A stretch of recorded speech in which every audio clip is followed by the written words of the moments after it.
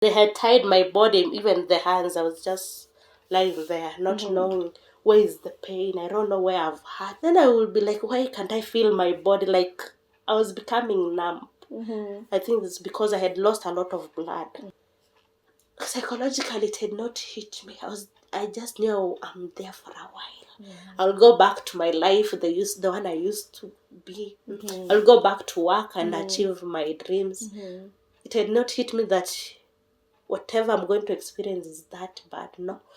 At that moment, I've not yet seen how my leg is looking. I don't know. I'm just feeling heaviness. I don't know what is happening. I could not lift that leg. Then I'm like, what is happening? I could not sit. Now it's when I saw my leg for the first time. I was so scared. And I remember holding that daktari manguo zake, the lab coat. I told him I want my leg. This is not my leg. I told him I want my leg back. This is not my leg. Because my leg was black. Black. It was so thin. And it was deformed. And I told him, no, this is not my leg. My sister had no money to buy me the medicine that I required. And my leg started deteriorating. Alright, welcome to Ready to Mingle. My name is Annie Rukenya and I'm so glad you have joined us. Leo tuko na mgeni. We have a guest on the show today. Today we are mingling with Judy. She will introduce herself. She has been through the most. Oh my God, she has a wonderful testimony and I know that God is going to bless you. So if you are tuning in on Ready to Mingle for the very first time, consider giving us your subscription. It's free for you to subscribe. Please give us that one subscription. Now share this video to as many people as you can, and I know that God is going to bless you. This is a ministry for us, a ministry to families, to people of the world. And I know even today's conversation with Judy is really going to help a lot of people. So share this. Sharing is also a way you can partner with us. All right, so karibu sana Judy. Thank you so much. Yeah, I'm so happy to have you on the show. I'm glad. Karibu. Asante sana. So introduce. Okay, thank you. I'm Judith Muyonga. On my journey to salvation. I am a daughter. I am a sister to many. I am a wife to one man. And I am a mother also to one beautiful daughter. I was born and raised a few decades ago. I was born and raised in western part of Kenya. And at the moment I'm residing in Western. That is me. And also I'm an entrepreneur. Yeah, what do you do? Okay, I do sell ladies high heels. Very classic, comfy high heels. Yeah, we are based in Moya Avenue in CBD. You can pass by or we can deliver at your comfort of your home. What's the name of the building? The building or is shop number. The building is Aturkan Building. We are located along Moya Avenue Street, Aturkan Building. We use Cube's exhibition entrance. We are on first floor, stall A15. It's a minute walk from Sasamol. That's where you'll find us. And we also deliver countrywide. We deliver to Mombasa, Nakuru, Kisumu, everywhere. Even within Nairobi, we do deliver, but at an affordable. An affordable fee? Yeah, okay. An affordable fee. Okay. Yeah. So Judy sells shoes that she can't wear. Unfortunately. So she has a story because she was involved in a car accident. The matatu you were on got involved in an accident. Yes. And you got badly injured. Yeah. And that's why you're here, to share your healing journey. Yeah. What happened on that night. So maybe you can take us back to where it all began. Even take us a bit further before the accident. Well, how was life? What was happening in your life? And then you can take us through your story. Okay. Yeah. before I had an accident, I was a young lady, young girl, very ambitious, with great dreams. I had done hotel and catering management in one of the colleges here in Nairobi. I was so ambitious of being a great chef, working in any department. I made sure that I perfect in every area, so that if I major in any hotel, I'll suit in any area that I will be placed in. So I was very ambitious. I had just done I had graduated. I did hotel and catering management and graduated in the year 2012. And getting a job wasn't that easy. I dropped my papers in various restaurants, various hotels, but I didn't get any response that, come, we are hiring you or whatever. No, I didn't get a chance. So basically, the receptionist of our college recommended me to go somewhere for an attachment in Daystar. Actually, it was a cafeteria. So I used to feel so low. I'm like, with my distinction, actually I got a distinction in hotel and catering. So I was like, with my distinction, I'm working in a cafeteria. How? But I could just feel like, no, one day God will make a way. And I used to see myself in those Serena hotels, working there, tossing pans. But unfortunately, I was in Serena. I was working with Serene caterers in Daystar University. There I went, I did probation, and after the probation, I was lucky to be given I was at the cashier section. And then from there, the company was not doing so well. The owner is like, he relocated. So we were told to look for jobs elsewhere. And that's when I started looking for a place. And I landed. I was fortunate to land in a certain restaurant in Bomas of Kenya, Galleria. It was an Italian restaurant. That's how I met here, and she used to be my manager. And up to now, I'm not working with her, but in my contact, if you check the contact, I'm still served as manager. She was my manager at a restaurant in an Italian restaurant. So there I went. Actually, I was the first waitress in Mambo Italy. Oh, you were? Yeah, because they were men. They were hiring all men because they used to do deliveries. The delivery. Yeah. So I was the first lady. And I think the owner of the cafeteria also had confidence in me, because he would watch me carrying the trays, serving people. And I was lucky they showed me different places. I was a steward. I washed utensils. From there, I came where now and the manager was at the receptionist. She taught me a few things. I could serve at the restaurant. I could serve customers. I could help in the washing dishes. And after like 2 weeks, they introduced me to different sections. There was pasta section. There was pizza section. So 1 week I will do pasta, watch how those chefs do the things, how it is done, help in mise en place. And I also went to the pizza area. But in the end, I was like, I just came here for a waitress, but I fell in love with the pasta section. So after the probation, the manager and the owner of the cafeteria asked me which area I want to base in, and I was like, the pasta section is good for me. So I was on probation. I was taught like a year, but I was being paid. I worked like a year.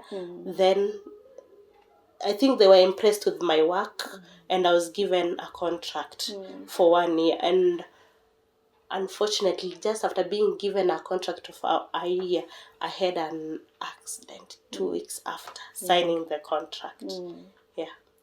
Yeah, I remember I got a phone call. I don't even know who called me. I can't remember, because I had just released you from the shift. And I got a phone call. I cannot remember. Maybe it's your sister called me through your phone, saying that Judy has been involved in an accident and we are at the hospital. And she said she would, update us on what happens. So I tried to inquire what's happening, where is she hurt. She told me it was just the leg, but you're unconscious. She would tell me later, after you've been assessed by the doctors, how far you've been injured. Yeah. So what do you remember? What actually happened?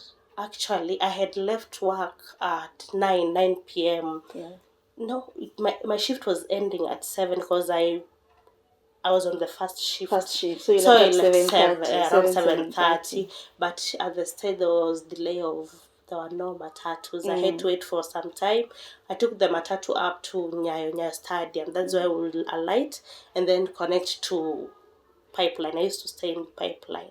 I had just relocated actually. I was staying in Pipeline. So I had alighted at Nyayo Stadium and boarded from there.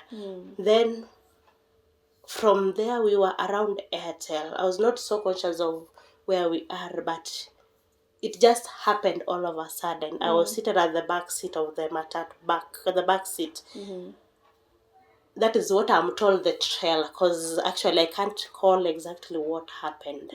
I can't recall because I was unconscious most of the time. I gained consciousness when I was at the hospital and I could not even tell which hospital I was in. It's when I was told when I gained consciousness, they told me you are here in Kenyatta, you are brought, you are involved in accident and we are here to check on you. But in the ambulance, I remember those paramedics talking to me. They could talk to me, ask my names.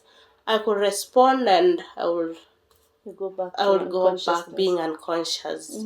So until I was brought to the hospital, I stayed, I don't know how many hours, but I remember reaching to my sister. Actually, I could not even remember my sister's contact. Because the nurse could see me awake, she could come talk to me, and then I would go back to being asleep. I could not even tell my sister's contact. I would tell like 4 digits, then I'm like, I've forgotten the others. And that's the only number I was sure I could not forget, and that is the nearest person I could tell. Because she's the sister I was living with before I had just moved out. Yeah, because the place she was staying and where I was working, it was quite costly. So I decided to move to Pipeline. It was a bit easier for me to connect to Bomas. So the person I called, actually, who contacted my sister, is my boyfriend. So you remembered your boyfriend's number? I remembered my boyfriend's number because my sister's number, I could tell them it's 702. Then I'm like, which is the other digit? And I could become unconscious. So after several attempts, I told them I told the doctor my boyfriend's number, and I told him to call him and to tell him to call my elder sister. But I told her to call Harriet. So they called him. He's the one who informed my sister. And the accident had happened actually around 9. And my sister, I remember she came to the hospital around 12. Yeah, she came there. I was unconscious. I was tied on the stretcher. They had put on the collar neck. I was just lying there. I don't know where I am. I don't know where I'm hurt because they had tied my body, even the hands. I was just lying there, not knowing where is the pain. I don't know where I've hurt. Now I could ask my sister, have I hurt that serious? How am I? And she'll just tell me, you're okay. You're okay. The doctors are just going to check on you. Then we go home. Then I will be like, why can't I feel my body? Like, I was becoming numb. I think it's because I had lost a lot of blood. I could try to raise up, but I could not because they had tied me on. They would just tell me, just lie down. So I stayed there, and a few moments later, after they had not yet done the X-ray. I was waiting for an X-ray to be done. So when I was still there, there's a doctor who passed by and asked my sister, where is this blood coming from? Because on the stretcher I had been laid on, the blood was oozing down. So he asked him, where is this blood coming from? And my sister responded to him like, it's coming from this patient because it was a lot of blood. Then the doctor pulled the stretcher aside. He put me in a certain room and he undressed the leg because they had bandaged the leg. I think the paramedics were like, they had not properly placed the leg. So the doctor tried to kuinyorosha. Yeah, because it was like walikuwa wameifunga tu. Yeah, so akainyorosha and then he dressed the leg. So we waited there. We were told was there any pain? It was so painful. I screamed until I grabbed lab coat like this because it was so painful. And I'm tired, but I'm trying to grab him and I'm tied on the stretcher. It was so painful. I cried, but he tried to kunyorosha huu mguu vizuri because he said they had dressed it improperly. Yeah, so from there it's when I was taken to the ward around 4. That was in March. Date 16 of 2014. Yeah, that is when it happened. So I was taken to the ward. Yeah. So they came and so you got admitted. Yeah. And then they did an X-ray. Yeah. So what did the doctor say had happened to you? So they just said I have to go for an operation. They didn't give me a clear picture of what had happened. They just say I have fractures. I could not understand by that moment, as in we have complex fractures, we have minor fractures. Yeah, so I didn't understand like which bone I had fractured. I was taken to the ward. I was in very much pain. We requested for some painkillers. We were given Panadols. I took them. Now my sister was told to go home to bring the basic needs that I'll be using in the hospital, the toothpaste, toothbrush, basin. Yeah, and I was left in the ward. So in the evening I was prepared, told that I'll go for a surgery. And I was taken around 4. That was now on 17th, that evening. I had the accident on 16th, and then the following day, 17th, after being admitted, I was taken to the theater. They did the surgery and they put on the the external fixator. What we call aerial. Okay. Yeah, the aerial, it's a common implant people are put on when they have fractures. So that is what they put on the leg. And I was brought back to the ward. They said they are going to do an observation. So I was there. I could not sit. I had no strength in my body. I could not sit. I was just lying. Had scars all over. They had bandaged my face. The other leg had also some injuries. They had bandaged. But this other leg, it was in total bandages. And now they had put on the external fixator. So I was back to the ward, now waiting what is next. You're given medications, the painkillers. I could not walk. I could not even get from the bed because I had lost a lot of blood and I could not even stand. So I used to lie down throughout the day. I could help myself on the bed. Like you are given bed pads. They could make my bed when I'm lying on the bed. Yeah, that is how it was. And after like 3 weeks, after a few doctors coming and checking my X-ray, because after the theater, the surgery, they concluded like the fixator they had put on my leg was not going to work because I had multiple fractures on the main bone, two complex fractures on the main bone, which is the tibia, and a minor fracture on the fibula. So the main bone is the tibia, and then we have the fibula. So I had on the main bone, there were 2 fractures, very complex ones. So they said the implant they had put on my leg, the external fixator, could not actually help in the healing of the leg. So we were waiting for more doctors, like senior doctors, to be consulted. So I was just in the ward being given painkillers and waiting for further reviews. And it took a while because the first doctor, the one who did the operation, was Muindi. And then now the second doctor who came is a Mzunga white man. And he told me frankly, Judy, I cannot even do the surgery that is supposed to be done on you because I'm waiting for my senior. So deep down I was like, if this one is a white man and he says he's the assistant of the senior and he cannot handle my situation, so who is this senior? Nimepatana na Muindi mzungu, so who is the senior? I waited in the ward. They could dress the wound. It was so painful. Actually, they used to inject me that injection. I don't know how it is referred to. The one that makes you sleep. Yeah. So during the dressing of the wound, they could give me that injection. To go to sleep? Yeah, to go to sleep. Then I would sleep and wake up when the nurse is done. It's gone. So during that process, I had not even seen how my leg looked like. What I just knew is I have fractures and I didn't know how the leg was.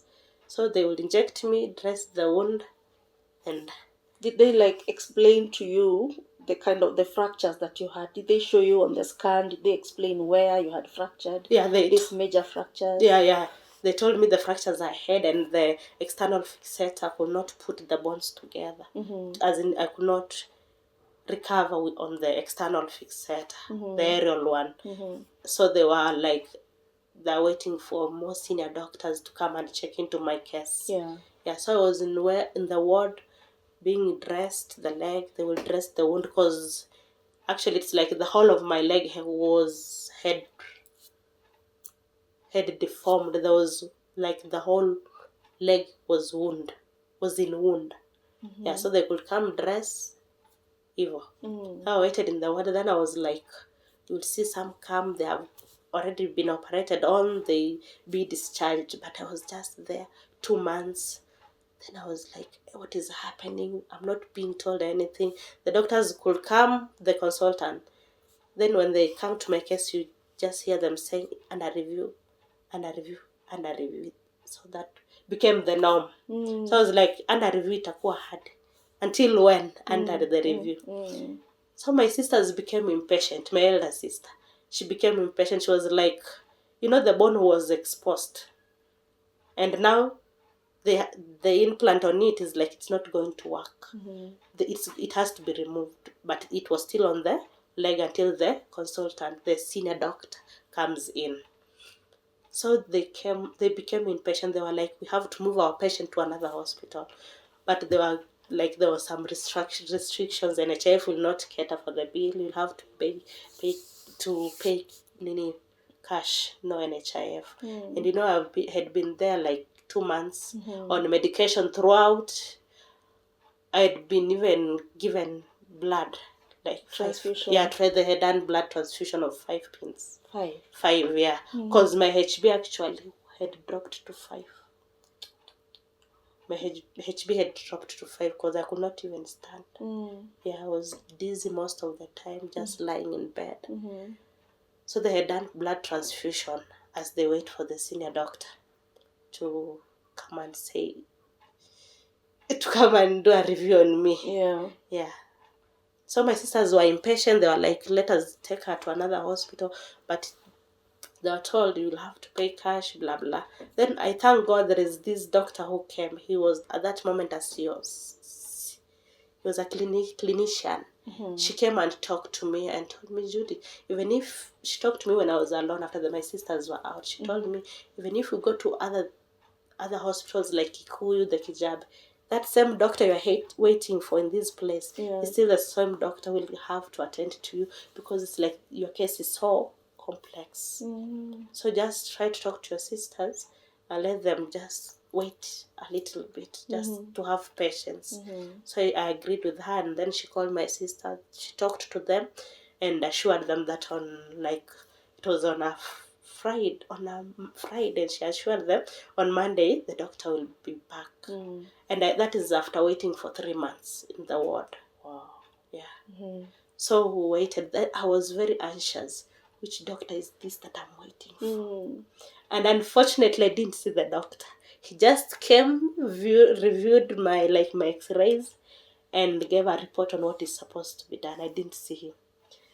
So we were told to buy this Elizarov. There is this circular implant in a bicycle. We were told to buy it. Your wire ya baiskeli around. Yeah. So it's called Elizarov. Okay. That implant. And my case was a rare one. The implant had been used by very few patients.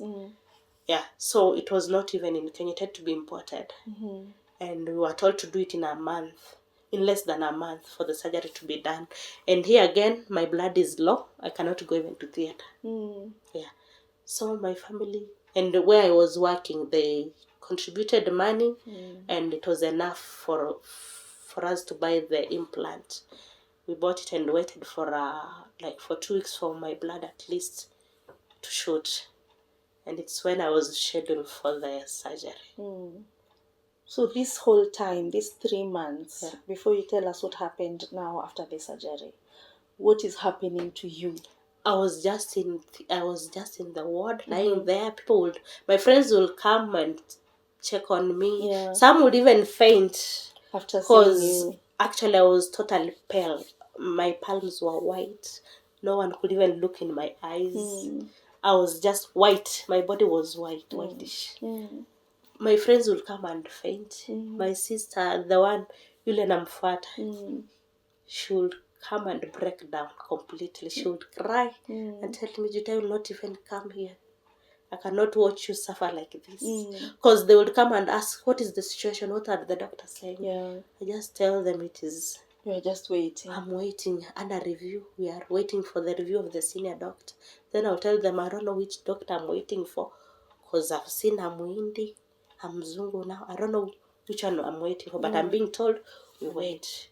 My friends will come visit me, we'll talk. But after they're gone, I will be like, now my friends are going to work and I'm just here lying down. I'm supposed to be working and I'm just here. I'm in pains.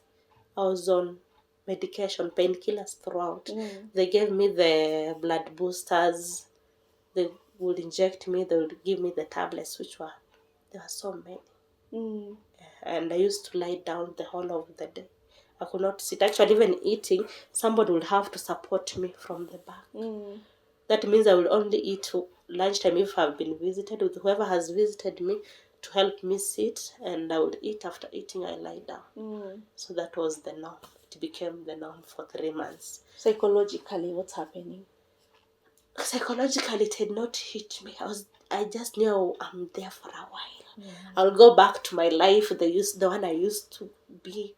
I'll go back to work and achieve my dreams. It had not hit me that whatever I'm going to experience is that bad. No. I was just optimistic. This is just like a normal injury. I'll just be okay and go back to my normal duties. Little did I know how long I was going to be in that ward. Yeah. So you go into the surgery now. Yeah. For the implant. Yeah. Then? That is, I had the accident in March. Now we are in July. Because I waited for 3 months for the doctor for the surgery to be done. That is March, April, May, June. So I went in July for that surgery. The one they went to remove the external fixator and they put on the Elizarol. I was so anxious to know. Because they had not even shown me whatever is going to be put on my leg. I was so anxious. I asked my sister, have you seen the implant they're going to put on my leg? She told me, no, I haven't seen. I asked my boyfriend, did you see the implant that they're going to put on? I became curious, why are they not showing me? Why? Yeah. How does it look? Because I've seen the external fixators. Then I was curious, I would even try. Unfortunately, I had Katululu. So I could not even Google on my own to know whatever I had been prescribed to buy so that I could get a picture of what. Yeah. So I was just in darkness. But I was very anxious to see this doctor. And I was very anxious to see what is going to be put on my leg that have not been told. I'm asking if it's the internal one or the external one. Nobody could tell me. So this is July. I'm taken for surgery. And my blood count was still low. It was now 8. And my sister was like, I like her courage. She was like, you will have to go. And then the doctors tell her, but it's quite risky. Because the procedure that was going to be done was, I was going also to lose blood. Because they were going to, let me say, I didn't know what was going to be done. But they said the procedure would take long. Like I required blood, at least above 10. And now it was 8. But my sister insisted I go. So I was taken to theatre at 12. And there is a nurse who had become my friend. So he informed my sister, your sister has been taken for surgery. It was 12. But by 6, my sister had come to visit me. And she found my bed empty. Then she could ask, Judy went to theatre by 6. By 12 noon. Why is she not back and it's 6 p.m.? She went to the nurse desk and they told her the procedure is still being done. Then she was like, I'm the one who said Judy should go and her blood count is still low. I'm the one who pushed this surgery. And now from 12 it's 6 and she's not yet back. What could be happening that is she's not being told. She came back to the ward, sat on my bed, and that is, she was telling me later. She started crying. She was like, how will I live with this conscience? Because I'm the one who pushed this surgery. And it's like, maybe my sister didn't make it. So she left the ward and she's heading, she doesn't even know where the theater is. She's just started walking. When she took the lift, akapatana na maiti kwa hiyo lift.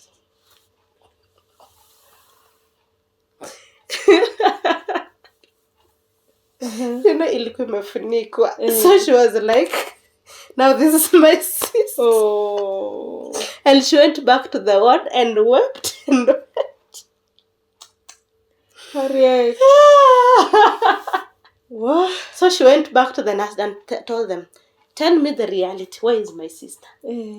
And they told him, in fact, they told her, in fact, you're not supposed to be here because visiting hours are already over. Why are you still here?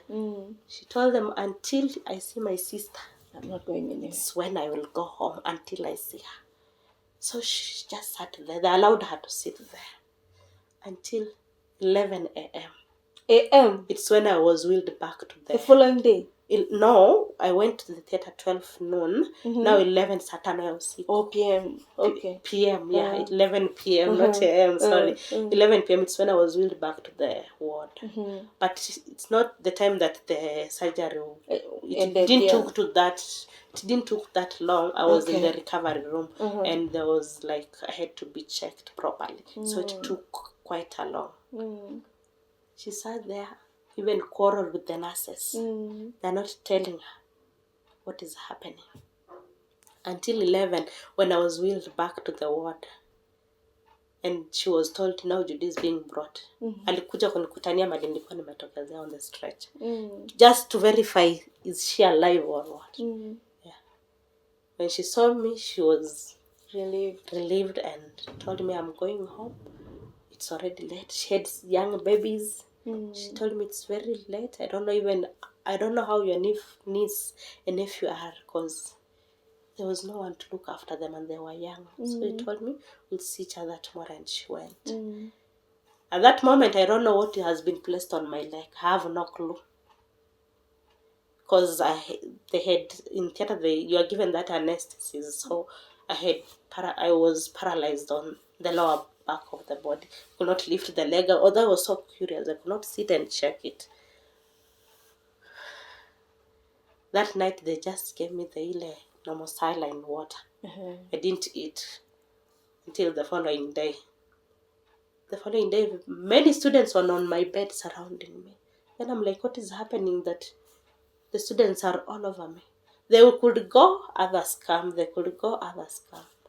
At that moment, I've not yet seen how my leg is looking. I don't know. I'm just feeling heaviness. I don't know what is happening. I could not lift that leg. Then I'm like, what is happening? I could not sit.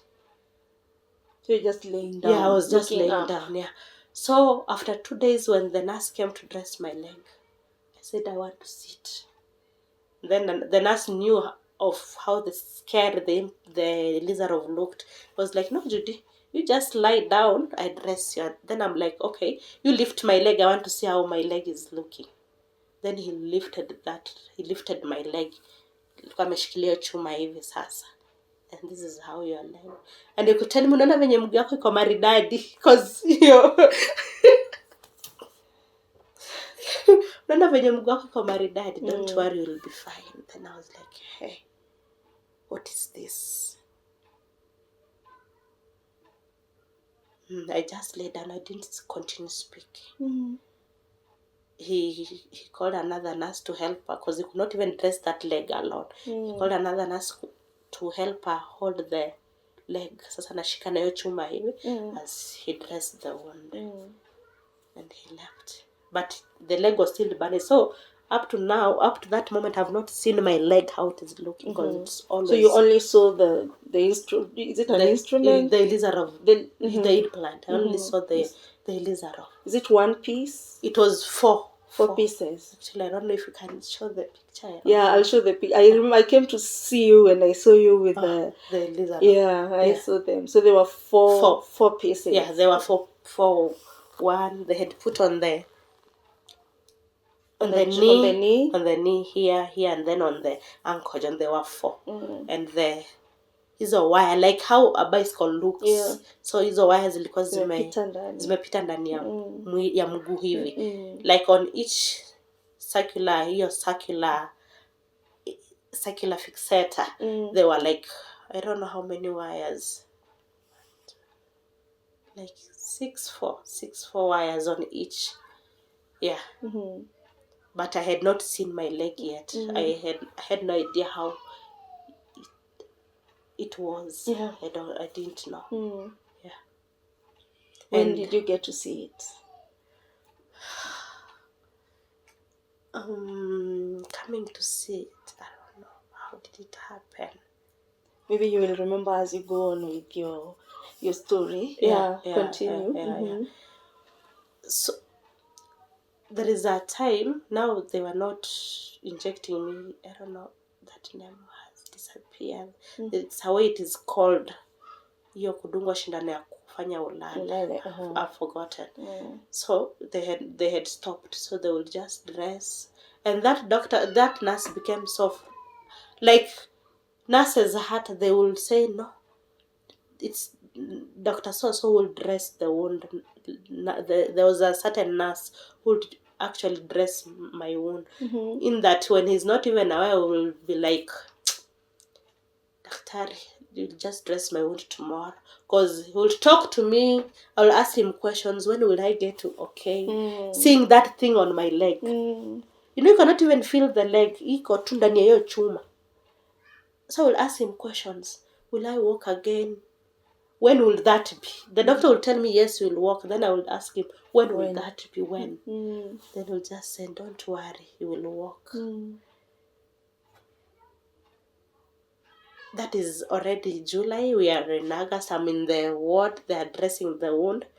They could sterilize also the fixator, the wires. They will sterilize them. And it was so painful because sometimes they would use vinegar on the wound, and it was a painful procedure, and I would be on painkillers. Up to that moment, I'm unable to move even from the bed. I was just on the bed throughout. I could not stand.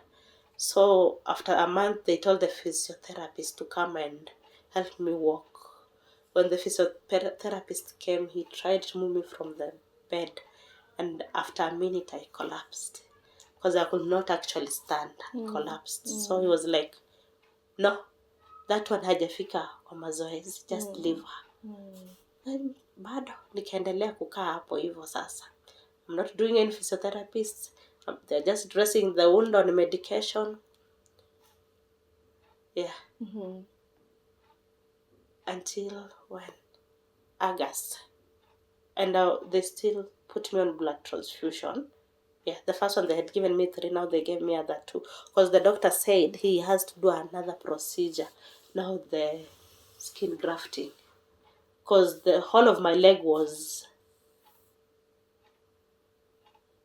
ilikuwa kidonda. The whole of it was wound. Yeah, they said that going to do the skin grafting. At that moment, I don't know what skin grafting is. I don't know. I have no clue. What I just know is they're going to do the skin grafting. And I needed blood.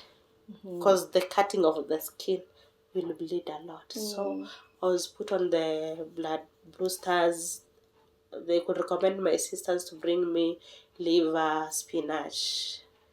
Although my blood count was still low, but I had to eat so that at least my blood count shoots. Yeah. And in August, it's when the wound was okay. You know, the grafting could not be done on a wound that has pus. So the wound has to be clean. So the how is he called? The one who is concerned with grafting, he was called to check the wound and determine if it's ready for grafting.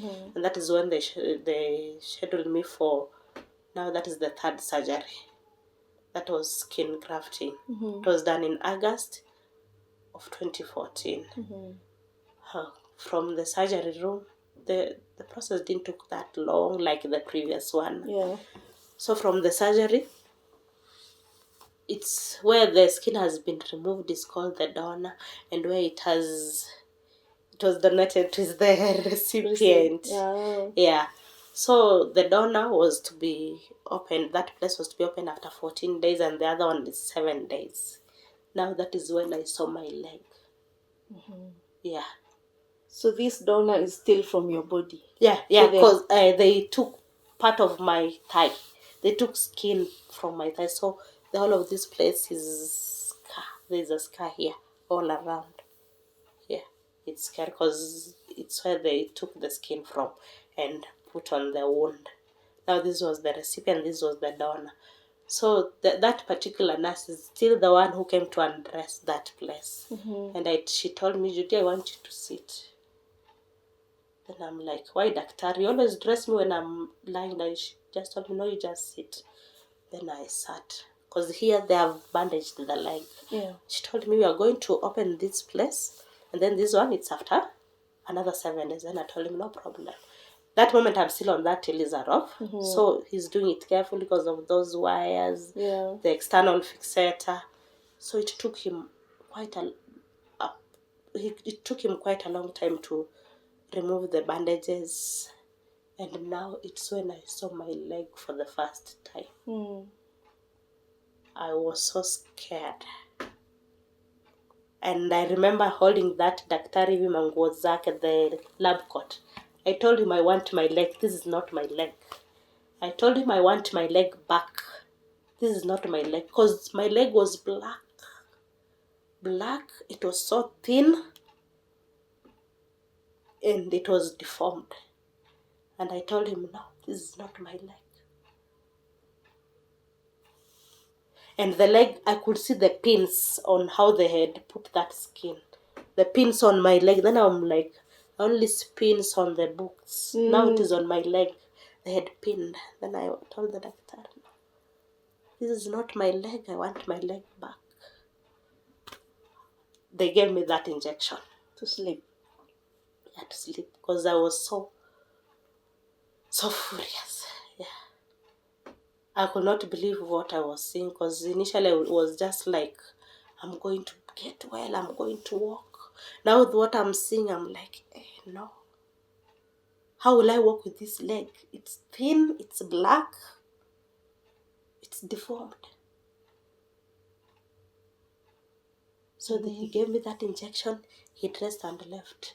Now my sister came, the one, not the eldest. Yeah. She came and she tried to speak to me. So I was on that medication. I was like unconscious. I'm not conscious. She could speak to me. I would utter words. Then she was like, what is happening?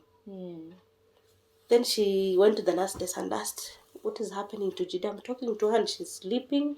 She's uttering words. I cannot hear. Then Dr. Hamambia what she had done, what he had done, and he told her he had injected me. He told her, just leave her, come and visit her in the evening, because you won't even talk to her and she cannot eat at the moment. Yeah.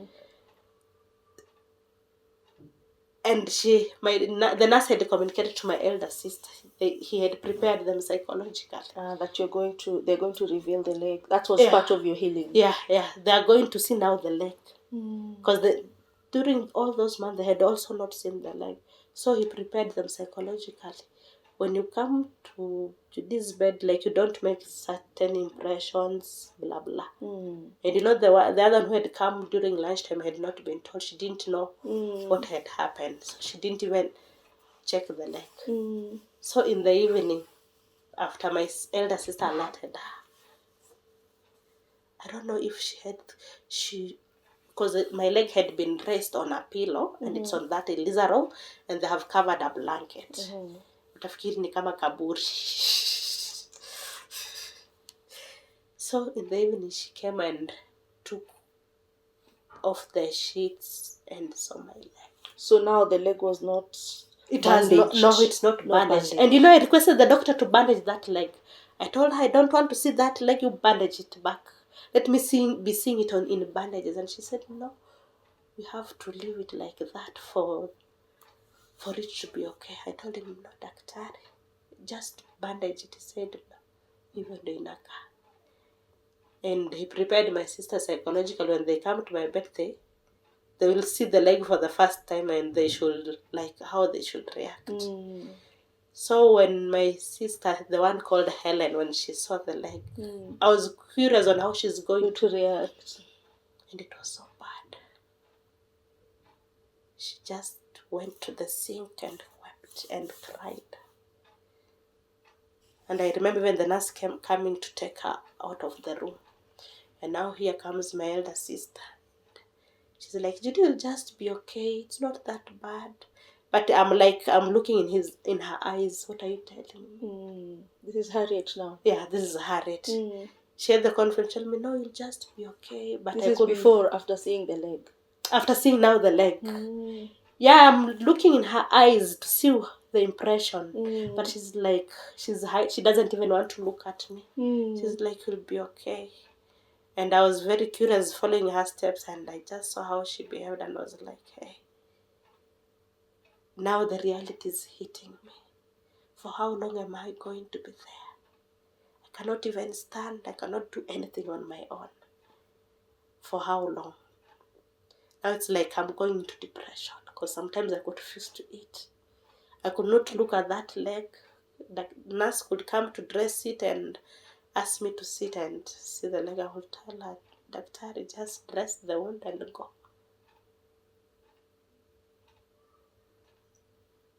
And I could not eat the way I was eating.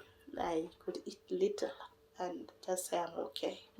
Because I was like, what is going to become of me with this leg? Will I walk? Because it was so thin. It really disturbed me. And I could behave strong, but deep down at night, I could take my katululu. I could not even remove the sheets. I could check my leg inside. Blanket iko juu hivi. Then I would like peep on the leg how it is. Naangalia ni kama si yangu. I could namulika. Naangalia, then I'm like, what is this? And I would just cry the whole of the night. And I'm like, God, where are you? Why is this happening to me at this age? Why? How old were you then? I was 24 years. I was 24 years when it happened. Then I would be like, now, nitaendelea kusoma kwangu aje. With the dreams ahead of working, I was like, how am I going to achieve this with this leg? It really disturbed me. And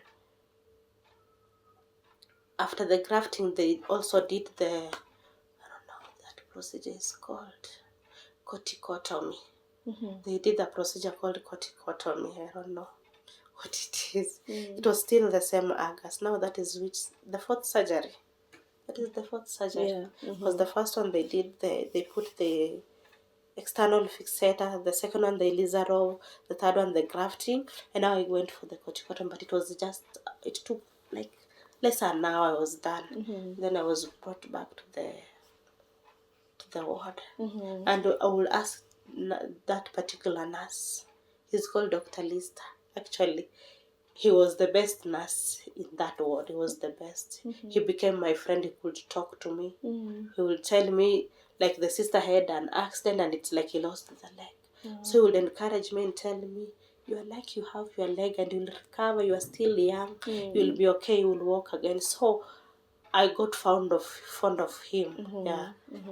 Actually, he could talk to me. He would dress. He could talk. He could encourage me. Yeah. So I would ask him now, which is the way forward? Because I cannot move. I cannot even sit.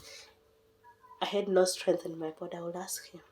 I'm being told I will be discharged. So what will become of me? It will be like, you'll just be okay. Don't worry. Here in Kenyatta, we don't discharge like patient when you are now okay walking. No, you're just fine. You'll be coming for clinics. And you'll be on your legs someday. And then I told him, okay. Now that is August. I stayed in the ward being given medication. They were checking also the wounds because the grafted skin was so delicate. It required proper cleaning. Whereby if you had just discharged, your grafted skin could even fall. Yeah. So I stayed in the ward. That is August, September, October, November, September, and then October. So I was like, even my birthday, I'm an October baby. So I was like, even in October, I'll still be here in bed. And you can imagine I had been admitted in March. And we are now in October. And then I'm like, birthday young will be here. Because I'm looking at myself, I'm like, I'm going home, naenda kufanya nini? Hospital became my home. The nurses could talk to me now, and I had started at least using the walking frame. At that moment, friends are not visiting, they're just coming one will tell you I will come, but will not see. You will not see them. My sister was a teacher, Helen. She was a teacher, so she could only come on Saturday. So I only used to bank on my elder sister. She leaves work and she would come when it's already late 6. Agombane na watchmen. I have to go and see my sister. Mwacha kuniambia saa zimeenda. And she could come, help me eat. At least ile anakula na wewe. And she has brought you a different meal, you are used to ile food ya Kenyatta. It was not so good. Yeah. So friends, I will say most of them disappeared. So I would only wait for my sisters to come. On Saturday, mwalimu Helen would visit me, and on Sundays and the rest of the days, Harriet could come and visit me. Yeah. How is have you reconciled with God? I remember you saying that you were angry with God. At this point, where are you at with I'm God? not even talking to God. I don't even know if God is there. I'm not accusing him. I'm just there. Yeah.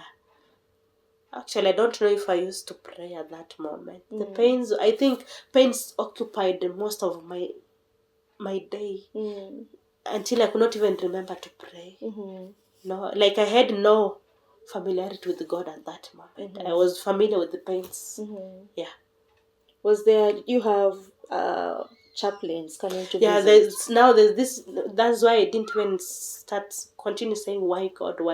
There's this chaplain who came, I don't remember, Baptist church, I think. They came, talked to us, and then... Which Baptist? Parklands? No, the one in Nyongong Road. The one in Nairobi Road. Baptist? Yeah. Okay. From there they came, one talked to me, asked me if I'm born again, blah blah. They told me such situation, if you're in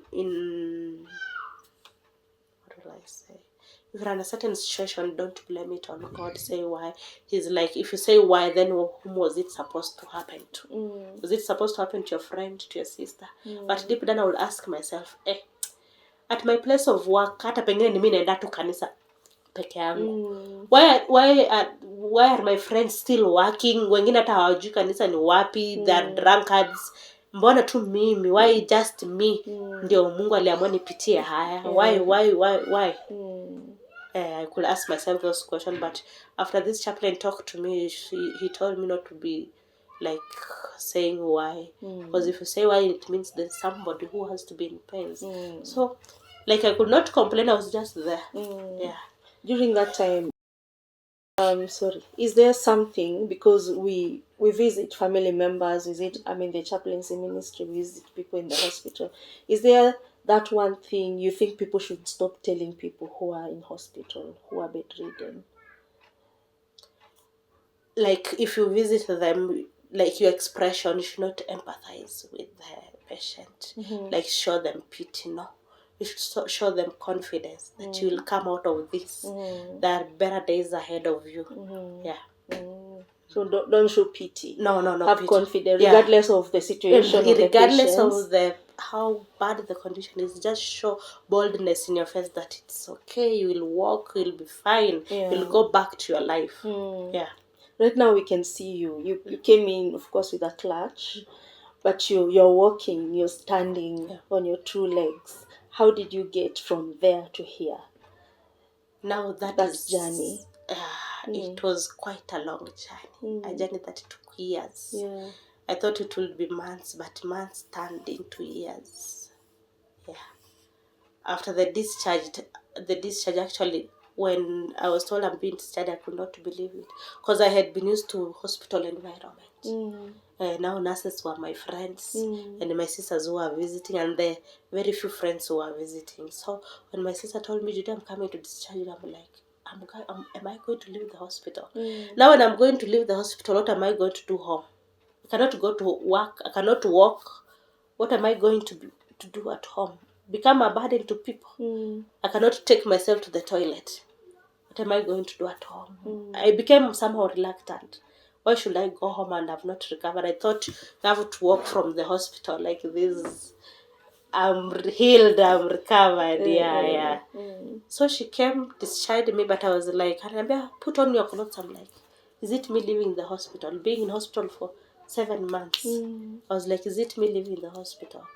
But luckily we were discharged, and I thank God the NHIF covered the bill. Covered the The bill. entire bill. Yes. Okay. Although even the matron was sympathizing with me. She was like, Judy, bili yako ni kubwa. You've been here for long. You've done major surgeries, not even minor surgeries.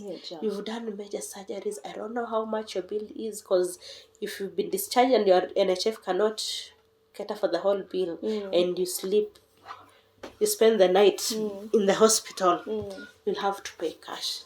Even the matron of the ward was sympathizing with me. You've been here for long. I don't know what will happen. But luckily, when my sister went for the billing, I was discharged. Wow. Yeah, and I went home. Now Do you know how much it was? I can't remember, but it was over $1 million, because I had done 4 major surgeries. Yeah. Okay. It was over $1 million, I think. So. Yeah. Wow. Then you got discharged. Yeah. Now we begin the reality of recovery from home. In hospital, you've been being checked by nurses. Now you are home, where there are no nurses. If you want a nurse, you have to bring one, and it's quite costly. Yeah. You did have a nurse coming for a few times. Yeah. There's this nurse, this particular Dr. List. The same one. Yeah, the same doctor. He was so he had, I don't know how to put it. He could come and check my leg and dress it for a while, and he did it freely. Wow. He didn't charge us. Yeah. Wow. Thank you, Nurse Lister. Yeah. He's in Ward 6C, and unfortunately I've never gone to visit him. I have to go and see him. So he came for some period until sasa ikabidi sisi wenyewe we learn how to do it. And right now I even dress a wound like a nurse, because I know how to handle those things. We could put on the sterilized gloves. It's because that implant, the external fixator, required a lot of care. You could not just touch it like this. No, the wires, because they are on the flesh, to wipe it. Use gauze swabs to wipe it with. It required sterilization, proper sterilization. Because we're told if we just clean it, it will cause infection and leading to the amputation of the leg. So you could then dress the wound, buying those gauze swabs, buying the normal saline water, the sterilized gauze gloves. It was quite expensive. I was on expensive medication, very expensive. And we're dressing the wound at home. I would go for checkup in Kenyatta, where they would check the wound, check the leg. Of course, it has the wound on it. Check the grafted skin. I would do X-rays. Yeah. Who would dress? Is it you and your sister? Yeah, my sister would dress the wound, because he actually would observe the nurse how he was doing. And fortunately, my boyfriend was in a medical school, and it was quite far from Nairobi, so he would travel over the weekend to ensure we are doing the exact thing how it is supposed to be done. He would dress the wound on Saturdays, Sundays, and he would go back. The rest of the days we'll do it with my sister. Every time he's from work, we used to dress. After 2 days we'll dress. So from work he would do it. And he had young children. Yeah. How was your coping now? You're coping now with being at home. My coping home was not easy. It wasn't easy because when I was discharged, there is a sister of mine who came to, like, my sister is going to work, the children are going to school. I'm left there alone and I could not even use the crutches. I could not even go to the bathroom. Yeah. So there's a sister of mine who came by the name Lineage to Koingi Kwetu. My dad is blessed. We are like 5 sisters and they are very supportive. They were very supportive on my journey. So she came and stayed with me like for a month. Nikapata nguvu. But still not really energy that you can do anything. But at least I could sit now. Although most of the time I would be alone. Because she had to go back where she was staying. And now there's nobody to look after me. My nephew and niece, they had to go to school. My sister could not resign. We needed that money for the medication, for me to go for checkup. We needed a lot of money. My account was zero. Because it was now almost a year. It was zero. And the pay had been stopped because I was in a private sector. Yeah, they had to stop the pay after like 2 months, 3 months. So you are spending money but not putting it back. Yeah, so I had nothing on my account. I had to depend on my sisters, and they were very supportive.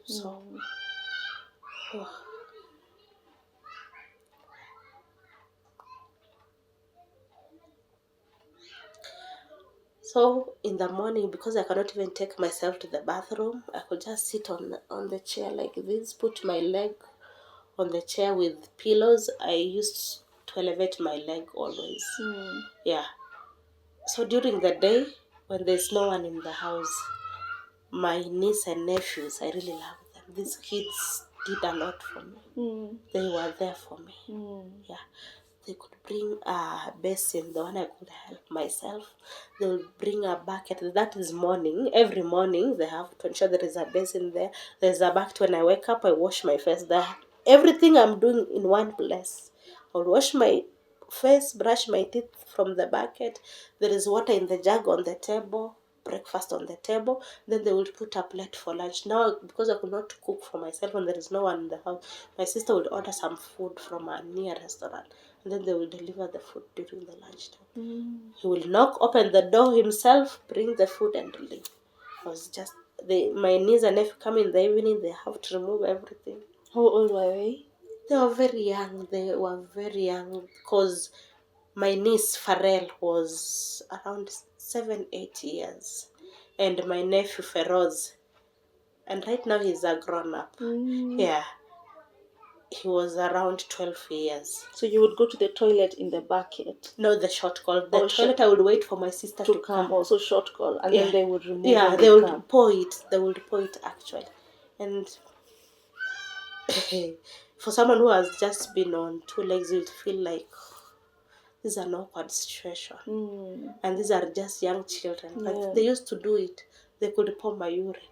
And they poured my urine like for 1 year. Because I could not take myself to the bathroom. Yeah.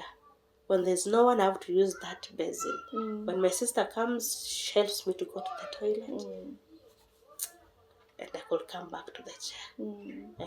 So during the day, when there's no one in the house, I will be alone. I will stay on the walls. I will not even put on the television. I'll just be in my own world, ask myself questions. And that moment I started engaging with God, asking. I would invite God and ask him questions. Yeah. Would you say asking God questions was helpful? Did it help relieve some of the stress? Not really, because I was demanding. There were questions that were demanding. So it is, you wait for God to do it, then you become okay.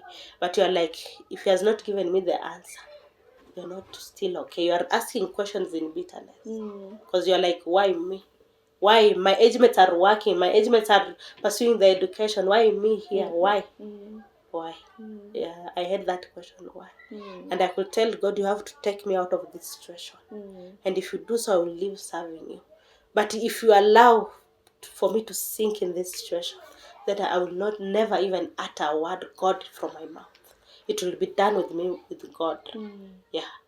Because like my leg, it reached a point it was worsening. The medication were very expensive. The doctor recommends I take milk 2 glasses a day. You take soup, bone soup. Without money, you couldn't have that diet. And the medication was so strong, I could get hungry every now and then. Yeah. Like you have to take milk, you have to take porridge, you have to take food before you take milk or porridge. That was the norm of the day. And I will feel so hungry because of the medication. They were so strong. So it reached a point, my sister had no money to buy me the medicine that I required. And my legs started deteriorating. Wow. We're going to take a break. And we will return on the next episode. You will tell us now your leg is deteriorating. You are telling me at some point the doctors were suggesting amputation. It's going to take a toll, and I'm getting goosebumps. Yeah, but I thank God because you're here now. Yeah. And you have your leg. Yeah. You have your leg. It's here, I can see it, and I saw you working with it. Yeah. So it was a journey, and it has been a journey. I want you, even as we close for tonight's episode, I want you to encourage someone who is at that point, who is going through that pain.